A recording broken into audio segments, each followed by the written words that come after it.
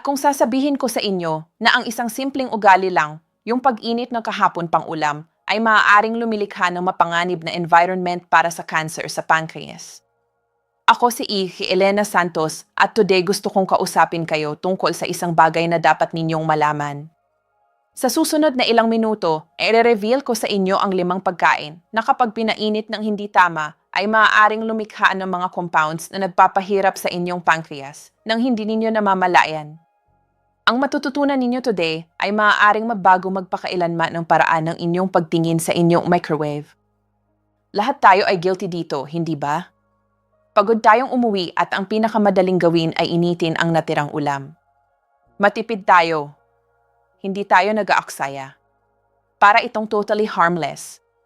Pero, what if sasabihin ko sa inyo na ang simpleng ugaling iyon na paulit-ulit na ginagawa araw-araw ay maaaring nagdudulot ng tahimik na digmaan laban sa isa sa mga pinakanakalimutang organ ng inyong katawan? Ang tinutukoy ko ay ang pancreas. Isipin ninyo ang inyong pancreas as the hardworking, silent worker ng inyong katawan.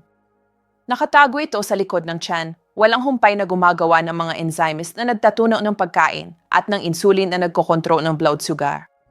The problem is, hindi nagreklamo ang pancreas. Hindi ito nagbababala.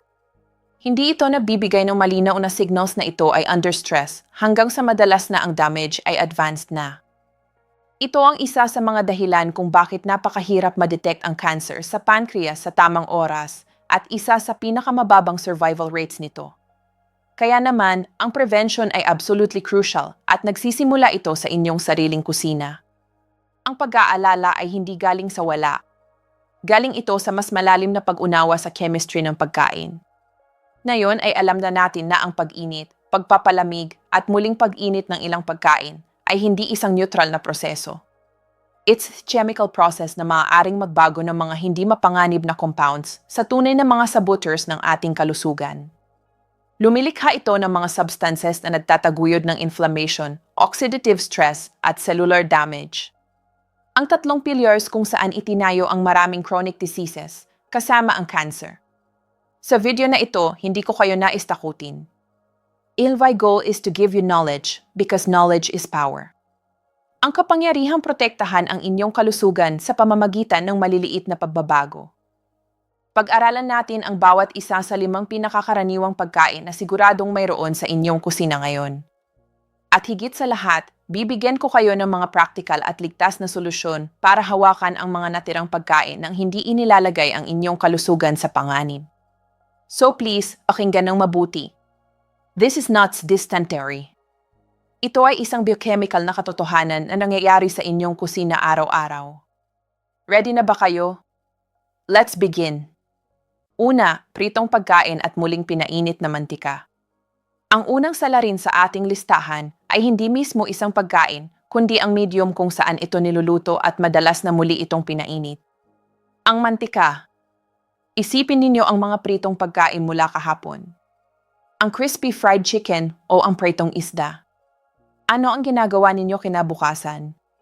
Most likely, inilalagay ninyo ito sa microwave o worse, ibinalik sa kawali para maging malutong muli. Doon nagsisimula ang problema. Kapag nagpainit ka ng mantika sa mataas na temperatura, tulad ng kapag nagpiprito, nagsisimula na itong ma-degrade. Ngunit kapag muli itong pinainit, isang tunay na toxic chain reaction ang nagaganap. Ang muling pinainit na mantika, lalo na ang vegetable oils, ay sumasailalim sa malalim na oxidation. Ang prosesong ito ay lumilikha ng mapanganib na compounds, kabilang ang aldehydes at free radicals na nakaugnay sa mas mataas na panganib ng chronic diseases. Isipin ninyo ito ganito. Ang free radicals ay parang maliliit na bullets na walang kontrol sa inyong katawan, bumabagsak sa inyong mga cells at sinisira ang lahat ng nahahawakan nila kasama ang inyong Paano ito nakakaapekto sa inyong pancreas? Sa 2 tahimik na paraan. Una, ang systemic inflammation. Kapag kinain ninyo ang mga compounds na ito, ang inyong katawan ay nag-activate ng isang defensive response, ang inflammation. Kung regular kayong kumakain ng muling pinainit na mga pritong pagkain, para kang may fire alarm na patuloy na tumutunog. Ang inyong katawan ay pumapasok sa isang estado ng chronic inflammation at ang pancreas ay napaka-sensitive sa estado na ito. Isang chronically inflamed na pancreas ay isang stressed na pancreas na kailangang magtrabaho ng higit pa sa isang hostile na environment. Pangalawa, ang direktang oxidative stress. Ang mga toxins mula sa muling pinainit na mantika ay pumapasok sa inyong bloodstream at maaaring direktang i-attack ang mga pancreatic cells na nakakaapekto sa kanilang kakayahang gumana ng maayos. Isipin ninyo na parang naglalagay kayo ng buhangin sa makina ng sasakyan. Unti-unti ang mga parte ay nasasad. Maaaring mapansin ninyo ang mga suble na signals tulad ng bloating, pagod pagkatapos kumain, o isang mapurol na sakit sa itaas na bahagi ng tiyan. Guys, that could be your pancreas calling for help. Ang aking payo bilang isang doktor, huwag matakot sa mantika, gamitin lamang ito ng may utak. Huwag muling gamitin ang mantika mula sa pagpiprito. Ito ang golden rule. Ang mantika para sa pagpiprito ay para sa isang beses na paggamit lamang. Kapag may natira na pritong pagkain, ang pinakamahusay na paraan ng pag-init ay ang paggamit ng oven o air fryer nang walang dagdag na mantika. At ang pinakasariwa ay laging pinakamainam. Sa tuwing pipiliin ninyo ang sariwang pagkain kaysa sa muling pinainit na natirang pagkain, binibigyan ninyo ng pahinga ang inyong pancreas. Pangalawa, ang kangkong at iba pang madahong gulay. Ang pangalawang pagkain ay maaaring talagang magulat sa inyo dahil ito ay isa sa mga pinaka-healthy na gulay na kilala natin, ang kangkong. Ginagamit natin ito sa sinigang, sa adobo, sa bulanglang. Para itong totally safe. But here's the thing, ang problema ay hindi ang kangkong mismo, kundi ang nangyayari kapag muli mo itong pinainit. Ang kangkong, pechay, at iba pang madahong gulay ay naglalaman ng mga compounds na tinatawag na nitrates sa natural na paraan na harmless naman. Ang problema ay nagsisimula kapag niluto ninyo ang mga gulay na ito at hinayaang lumamig ng dahan-dahan sa room temperature o itinago ng maraming araw sa ref. Ilang bakterya na natural na naroroon ay nagko-convert ng mga inosenteng nitrates na iyon sa mga nitrites na mas problematic. Ang panganib ay lumalala sa ikalawang hakbang, ang muling pag-init. Ang init ay maaaring gawing mag-react ang mga nitrites na ito at lumikha ng mga compounds na tinatawag na nitrosamines.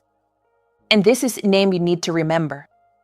Ang mga nitrosamines ay classified bilang probable carcinogens para sa mga tao at nakaugnay sa mas mataas na panganib ng ilang uri ng cancer. Bagamat ang pinakapinag-araling relasyon ay sa ibang mga cancer, ang banta para sa pancreas ay hindi dapat baliwalain.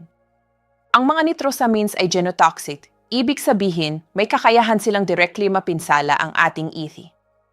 Kapag kinain ninyo ang mga ito, kailangang lumaban ang inyong katawan para mag-detoxify at ang pancreas ay isang key player sa prosesong iyon. Ang paulit-ulit na pagkakalantad sa mapaminsalang mga compounds na ito, linggo-linggo, ay lumilikha ng chronic stress at isang pro-inflammatory na environment. At tulad na nakita na natin, ang chronic inflammation ay isang kilalang risk factor na maaaring magtaguyod ng pangmatagalang cellular damage. Isipin ninyo ito. Isang beses, marahil walang mangyayari. Ngunit ang paulit-ulit na exposure, linggo-linggo, buwan-buwan, ay parang isang patak ng tubig na patuloy na bumabagsak sa isang bato. With time, ang bato ay masasaid din and guys, marami sa atin ang may ugali na magluto ng malaking kaldero ng sinigang na may kangkong, tapos kinabukasan irehet ulit. That's exactly the habit we need to change. Ang akin payo bilang isang doktor, igalang ang chemistry ng mga gulay. Huwag tumigil sa pagkain ng kangkong. Kailangan lamang ninyong baguhin ang paraan ng paghawak sa mga natirang pagkain. Subukang lutuin ang tamang dami lang ng madahong gulay na kakainin ninyo sa isang pagkain. Kung may matira, huwag hayaang manatili ito sa kaldero. Ilipat ang pagkain sa isang mababaw na lalagyan para lumamig ng mabilis at ilagay sa ref sa loob ng isang oras. Ang pinakaligtas na solusyon ay kainin ang mga ito ng malamig. Ang nilutong kangkong ay okay pa rin kainin ng malamig. Maaari ninyong idagdag ito sa ibang ulam nang hindi na muli pang pinainit. Ikatlo, ang kanin. Okay, this one is very close to our hearts. Ang kanin. Walang Pilipino ang kumakain ng walang kanin, lalo na ang ating mga lolo at lola. Mukhang pinakawalang malay na pagkain ang kanin. Pero guys, ang muling pinainit na kanin ay nagtatago ng isang panganib na hindi alam ng karamihan. Ang problema ay hindi ang kanin mismo, kundi isang bakterya na tinatawag na Bacillus cereus. Ang mga spores nito, na parang maliliit na survival capsules, ay matatagpuan sa hilaw na bigas at hindi ka panipaniwalang lumalaban sa init ng pagluluto. Ang tunay na panganib ay nagsisimula pagkatapos itong maluto. Kapag iniwanan ninyo ang nilutong kanin sa room temperature sa loob ng maraming oras, nililikha ninyo ang perpektong environment para ang mga spores na iyon ay tumubo at magmultiply na lumilikha ng toxins. At narito ang key point na dapat ninyong tandaan.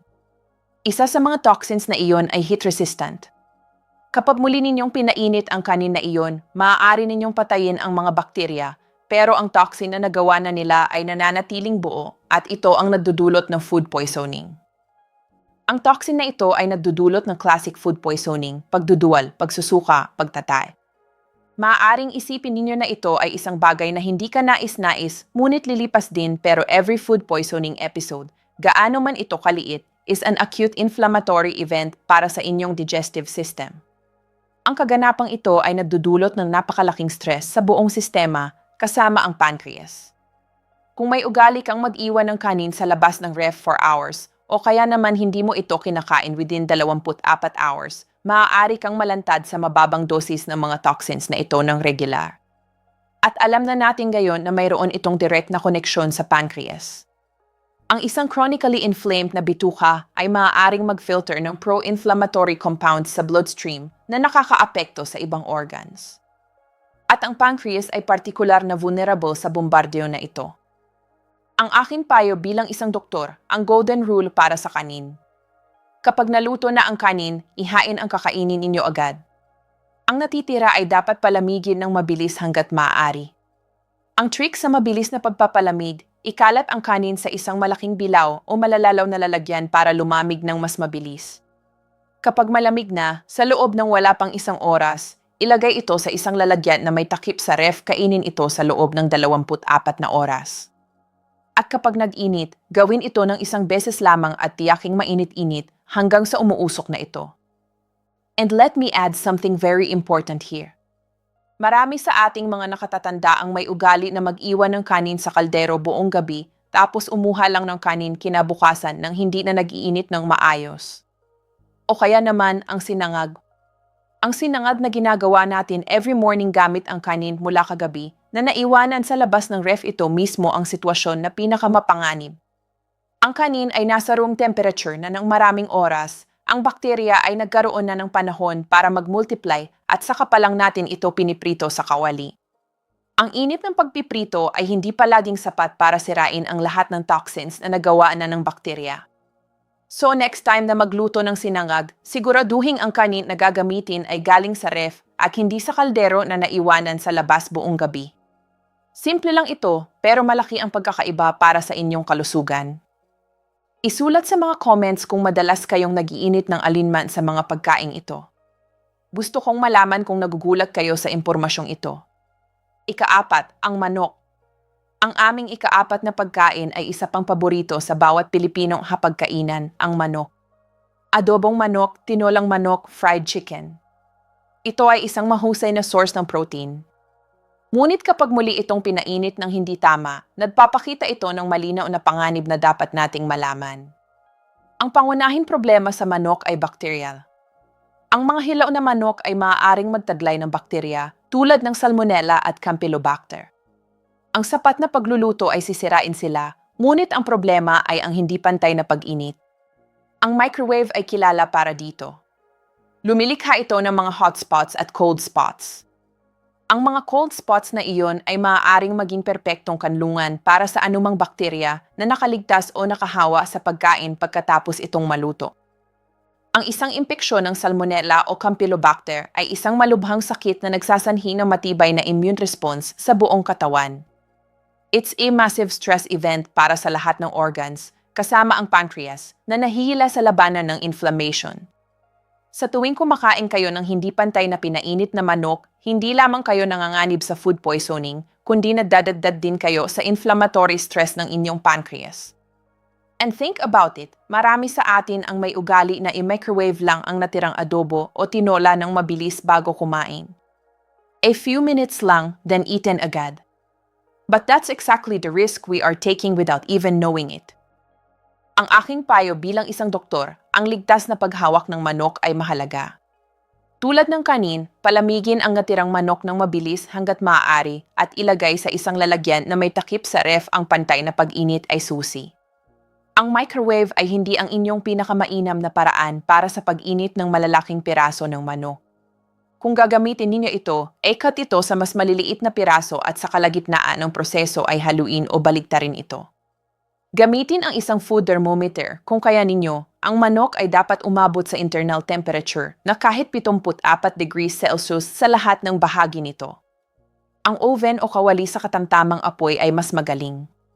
Pinapayagan nila ang mabagal at pantay na pag-init. At honestly, ang pinakaligtas at madalas na mas masarap na paraan ng pag-enjoy sa natirang manok ay ang malami. Punitin ito sa mga salad o ibang lutuin. Mabilis ito at ganap na inaalis ang mga panganib. Ikalima, ang kamote. Dumarating na tayo sa huling pagkain. At ito ay isang pagkain na talagang mahal ng ating mga lolo at lola, ang kamote. Ito ang ating merienda, ang ating pampalaki. Nilaga, inihaw, pinirito. Halos lahat ng bahay sa Pilipinas ay may kamote. Pero may isang bagay tungkol sa kamote na hindi maraming tao ang nakakaalam at ito ay may direktang koneksyon sa inyong pancreas. Narito ang problema ay dalawahan. Ang epekto sa blood sugar at ang pagbuo ng isang potensyal na mapanganib na compound. Una, pag-usapan natin ang resistant starch. Kapag naluto at saka nalamigan ang kamote, bahagi ng kanyang starch ay nagiging resistant starch. Ang starch na ito ay talagang kahanga-hanga.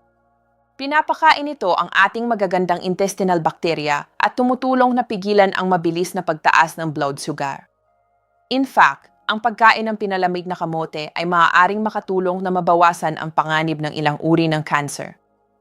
Ang problema ay kapag muli ninyong pinainit ang kamote, sisirain ninyo ang bahagi ng kapakipakinabang na resistant starch na iyon. Dito tayo darating sa ikalawang punto, ang glycemic impact. Sa pagkawala ng resistant starch, ang muling pinainit na kamote ay nadudulot ng mas mabilis at mas mataas na blood sugar spike. At aling organ ang nag-aasikaso sa spike na iyon? Ang pancreas ay kailangang maglabas ng malaking dami ng insulin para kontrolin ito.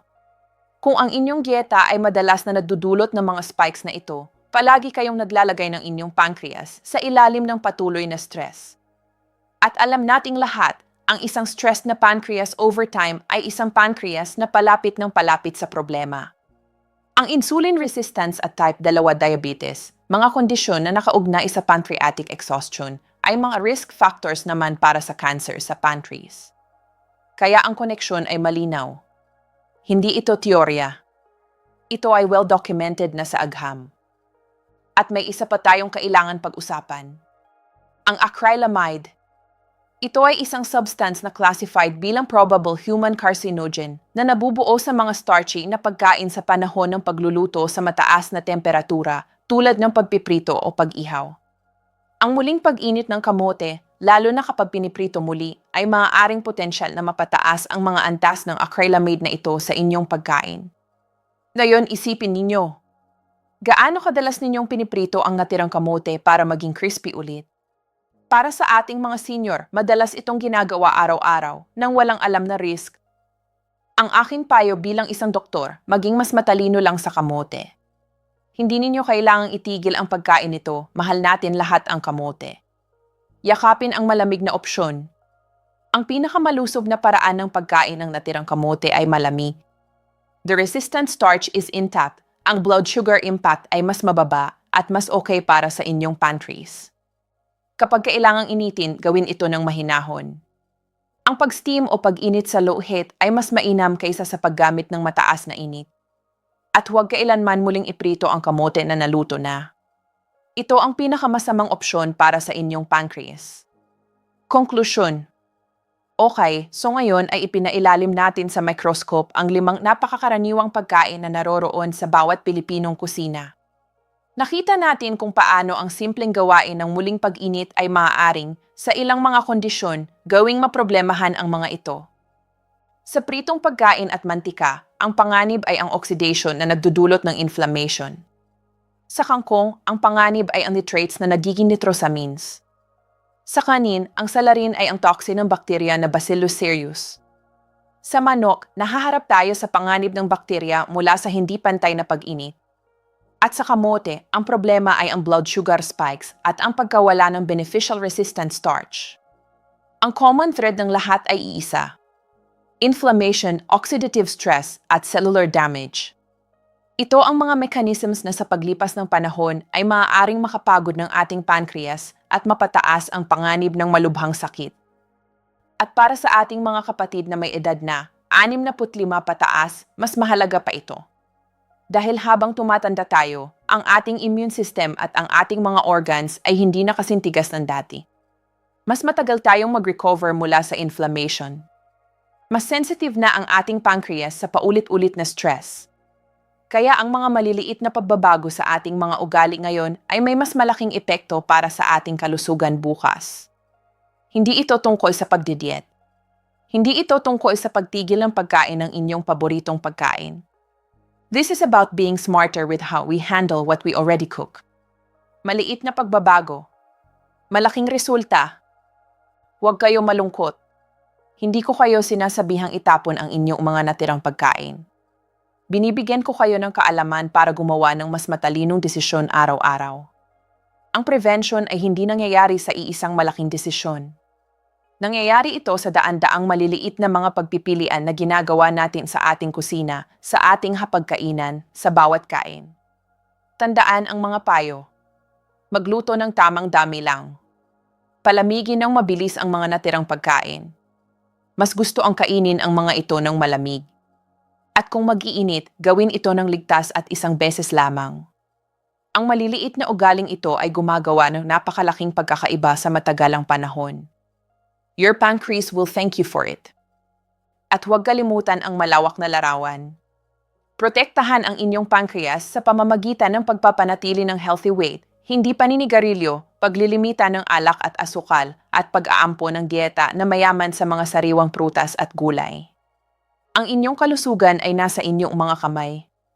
At ang bawat araw na ginagawa ninyo ang tamang pagpipilian, isang hakbang na iyon patungo sa mas malusog at mas mahabang buhay. Kung nakatulong sa inyo ang impormasyong ito ngayon, hihiliin ko sa inyo ang dalawang bagay. Una, ibahagi ang video na ito. Ipadala ito sa inyong mga anak, sa inyong mga kaibigan, sa inyong mga kapatid. Dahil siguro mayroon sa kanila na ginagawa pa rin ang mga ugaling ito ngayon nang hindi alam ang risk. Ang simpleng pagbabahagi ng video na ito ay maaaring makapagprotekta ng isang mahal sa buhay. Pangalawa, para sa higit pang mga practical na medical tips na based sa agham, ay subscribe na sa channel na ito at ay click ang notification bell. Para hindi kayo makapalampas ng susunod na importanteng impormasyon na makakatulong sa inyong kalusugan. At bago kayo umalis, gusto ko kayong bigyan ng isang huling bagay na dapat ninyong isaisip. Ang inyong katawan ay hindi ninyo kaaway. Ang inyong katawan ay palagi kayong sinusuportahan, palagi kayong pinoprotektahan, kahit hindi ninyo ito namamalayan. Ang inyong pancreas, ang inyong puso, ang inyong bituka, sila ay nagtatrabaho para sa inyo bawat segundo ng bawat araw. Ang tanging hinihingi nila ay bigyan sila ng pagkakataon na gumana ng maayos. At ang pagbibigay ng pagkakataong iyon ay hindi naman mahirap. Hindi kayo kailangang mag-diet ng mahigpit. Hindi kayo kailangang bumili ng mahal na mga supplements. Kailangan lang ninyong maging mas maingat sa mga simpleng bagay tulad na kung paano ninyo iniingatan ang inyong pagkain pagkatapos magluto. Para sa ating mga lolo at lola, sa ating mga magulang na may edad na, ang mensahe ay simple. Matagal na kayong nag-aalaga ng inyong pamilya. Ngayon, panahon na para alagaan rin ang inyong sarili. Ang maliliit na pagbabago na ito ay regalo ninyo sa inyong sarili. Para makapiling ninyo ang inyong pamilya ng mas matagal pa. Para makapanood pa kayo ng mga apo na lumalaki. Para mayroon pa kayong maraming masayang taon sa harap ninyo. Kaya huwag hayaang ang karaniwang ugali ang pumigil sa inyo mula sa isang mas malusog na buhay. Magsimula ngayon. Isang maliit na pagbabago sa isang pagkain. Pagkatapos, isa pa. At saka isa pa. Bago ninyo malaman, ang inyong buong pamamaraan ng pagluluto ay nagbago na para sa mas mabuti. Salamat sa pagdedika ng inyong oras sa pag-aalaga ng inyong kalusugan. Tandaan, ang bawat maliliit na pagpipilian ay mahalaga. Take care of yourselves and God bless.